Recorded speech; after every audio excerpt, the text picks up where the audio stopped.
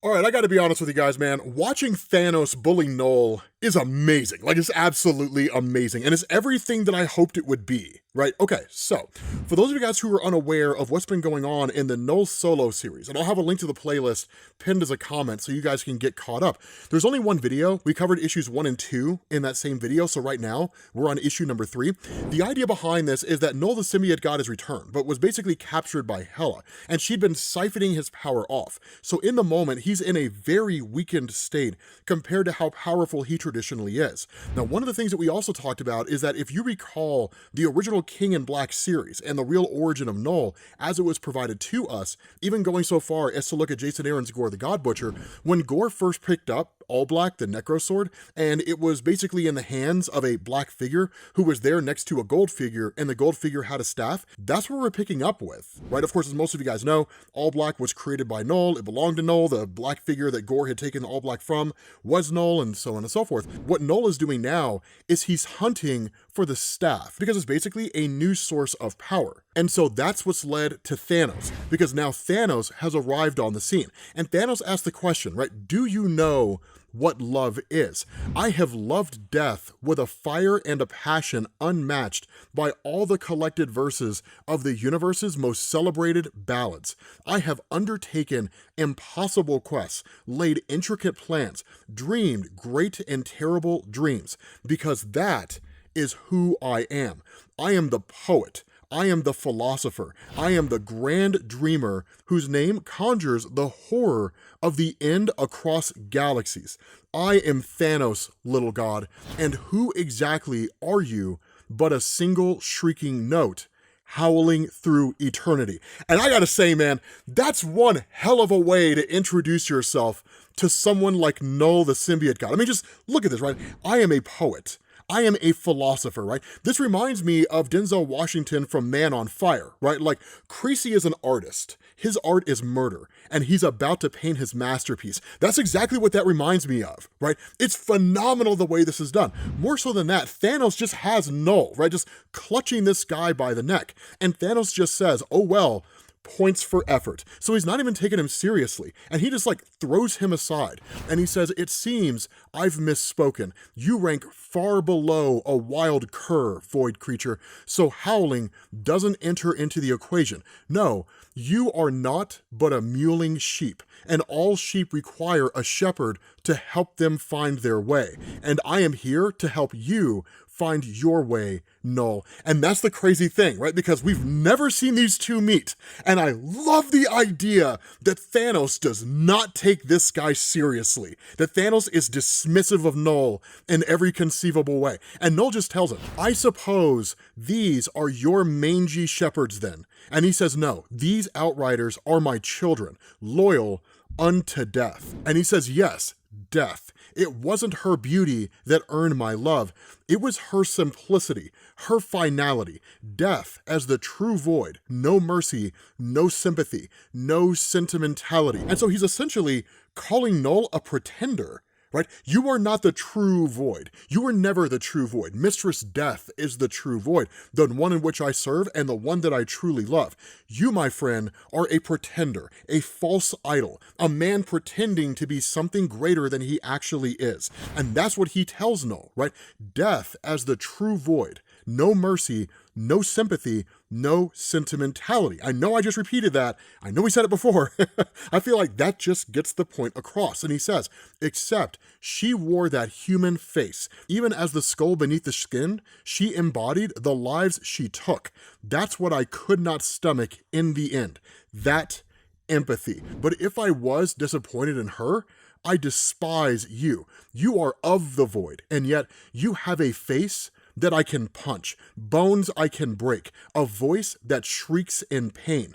Honestly, Knull, you're not even trying. And that's where Knull says, I will grant you that one thing, Titan. In all your comings and goings, you certainly cast a long shadow. And that's where Knull manifests himself. And that's when Thanos really starts to understand what it means to fight Knull. Because yes, Thanos is bullying Knull, but bullies always get their due. Because at that point he says, much better, right? And he says, but tell me, Knull, in all this blinding light, where is the darkness for you to exploit. And Knull just looks at him and says, unfortunately for you, the answer to that query can only be found within, and literally manipulates the darkness in Thanos and just explodes out of him and kills Thanos on the spot. In one move, he killed Thanos, the Mad Titan, and that's what it means to fight Knull. That's how capable Knull is. And here's the crazy thing about it. It's only a fraction of his power. He's still not at the peak of his power.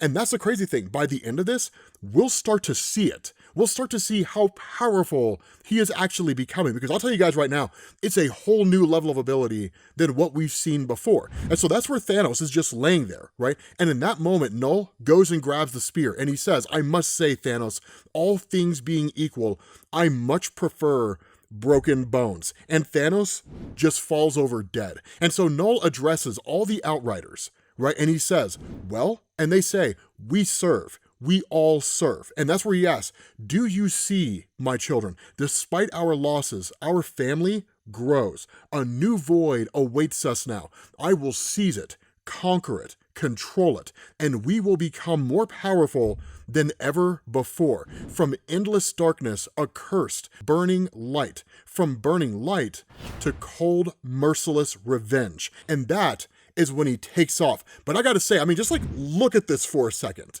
Right? Now, there is a name for what Knull is right now. He has a name. We're not going to go into it until we get to the end, because those of you guys who have read Marvel Digital Comics and are familiar with the Venom Digital Comics, you guys already know what's coming. You saw it coming from a mile away as soon as you realized he was going for the staff. But that's where you end up picking up on this orbital space station at New Mord, right? Basically, it's the home world of the Badoon. And the Badoon are one of the deadliest races in the entirety of the Marvel Universe. Their weapons crafting is second to none, save maybe for the dwarves. But that's where you pick up with Hela. Now, Hela's the other half of this equation, because again, while she's been siphoning off the power of Knull, Hela's doing what she always does, right? Domination, control, mad power grabs, different things like that. And that's when she says, a rather odd question to ask at a time like this, I realize, but I must admit, I am growing quite enamored of my new powers, good Tyr. And so Tyr just says, that much is clear,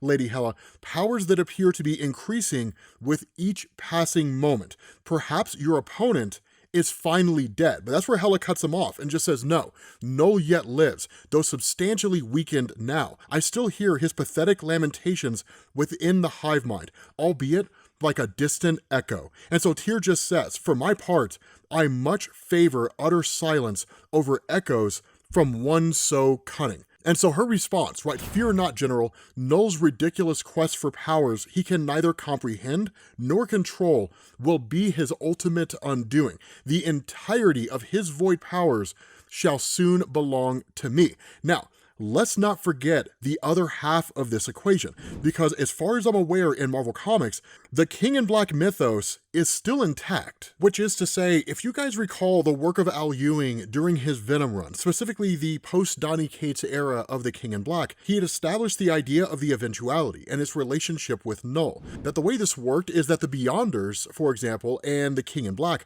are kind of opposites to each other, right? The way it was explained, at least in Venom issue number 17, for example, is that the Beyonders try to keep everything in order and keep structure and keep everything from falling apart by operating on the outside, whereas the Kings in Black operate on the inside. The important thing here, though, was that that role was originally going to go to Knull, and then Knull rejected it. And ultimately, I think we ended up learning that it was supposed to go to Eddie anyway, even though it had kind of gone to other people. But Eddie Brock, when he had defeated Knull, the symbiote god, in the original King in Black storyline, and then became the new King in Black, so basically mastering all the symbiotes, we learned that there would come a time, as it has happened with every single version of Venom across the multiverse, where Eddie would eventually join the eventuality. And the eventuality is kind of the living embodiment of any and all symbiotes that have existed across the multiverse, whether they became Venom or any other variation. And what that means is that it's astronomically powerful. Now keep in mind, at the end of Venom War, because of how that story concluded, Eddie Brock has been cut off from the symbiote hive mind, and it almost killed him, hence the reason why he bonded to Carnage. But as far as I'm aware, all that eventuality stuff is still out there. Now the reason why all that matters is because that's something that Hela is tapping into, whether she knows it or not. Whether she recognizes that or not. Now, we may very well end up seeing Marvel coming back and just kind of retconning all that, and that may be one of the purposes that this story serves, or there may be no reference to it at all. Of course, Knull himself returned just because of the fact that Eddie was no longer King in Black, and a King in Black has to always exist, so Knull ended up returning as a result of that. We talked about that in the first video that we did, but the bigger point here is that Hela is tapping into an astronomical level of power, so who knows where she ends up going from here. But again, focusing on this particular moment, as she's tormenting this member of the Badoon and essentially torturing them, right? She talks about how they all have generals as well, and in fact she's told, this station may fall, sorceress, but you will never take our planet. And she says, yeah, well, your planet's already lost, I'm afraid, the first of many. I'm simply here to take in the view. Now, that's one of the downsides of Hela within Marvel Comics. Historically speaking, because of the nature of her power, whether you're looking at the old, Tales of Asgard comics as backup features and the old Thor stories from Stan Lee and Jack Kirby, or you're talking about Hela in a more recent age, the bigger point is that she usually finds herself becoming arrogant, getting caught up in the level of power that she has, whatever that plan for a power grab happens to be. And that's what's happening here. Well, she's kind of getting carried away with all the abilities that she has. Her arrogance is more often than not her downfall. But there are times when, despite how arrogant and cocky and reckless a person is, the level of power they have is so extreme that that power makes up for whatever other weaknesses that they would have. A lack of battle strategy, a lack of understanding with regards to other people's powers, whatever the case happens to be. But that's where you switch back over to the character of Knull. Now, what Knull ends up doing is he tells us, from a nameless planet to a nameless star, it seems our journey into the light becomes more ignominious with each passing moment. Yet despite the inferno that awaits us, we must continue forward at all costs. Our ultimate destiny is locked away within the core of this star, and I now possess the key to open it, and the harsh experience to survive it.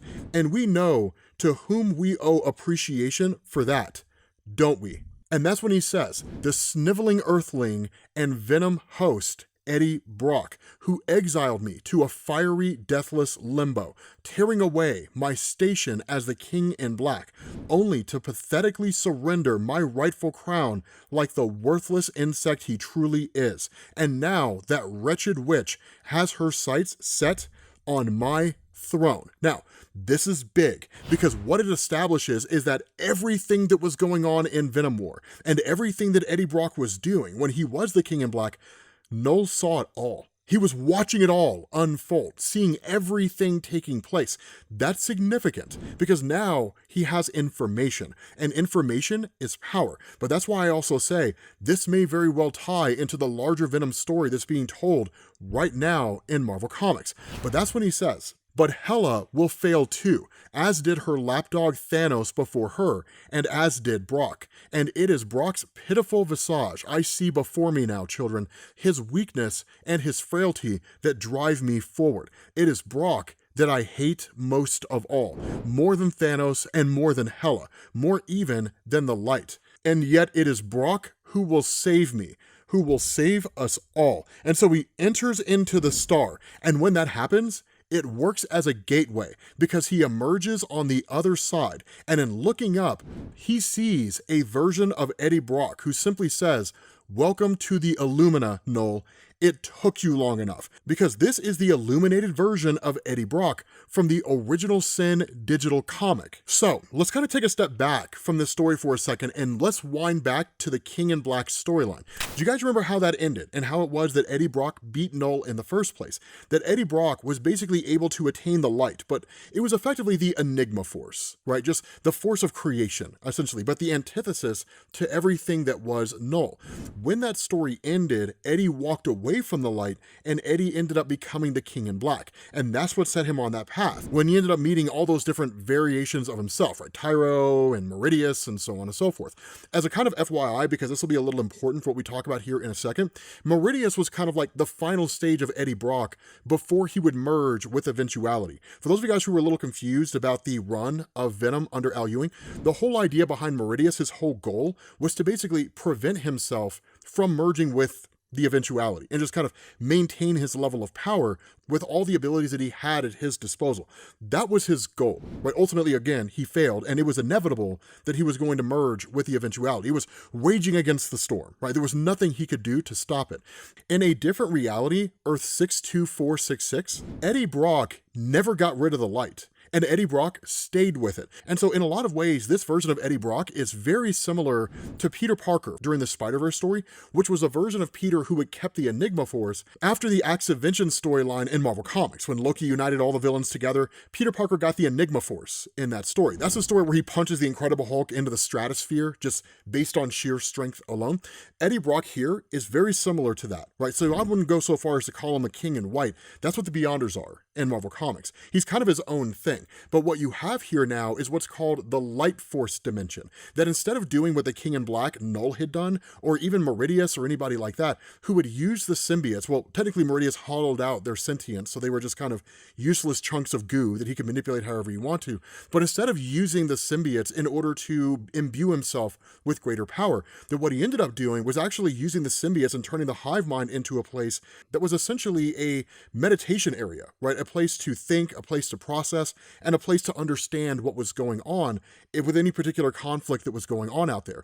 The important thing to understand is this: illuminated Eddie Brock is astronomically powerful, so much so he defeated the Chaos King in his own native reality. Now, it is important to specify that original Sin comic where all this happens is a Marvel digital comic book, so it's designed to be read on an iPhone. So we could cover it, but I don't really know how it would look if we tried. It would just be a bunch of vertical shots is really all it would be. It wouldn't look anything like this. But it is important to understand we're talking about what is potentially a redemption arc for Knull, and Knull possibly becoming a good guy, and certainly if not a good guy, drastically more powerful than he's ever been in the history of Marvel Comics. But with that being said, guys, we're going to bring this video to an end. Hopefully you guys enjoyed it. If you did, drop a like. Thank you all for watching, and I will catch you all later.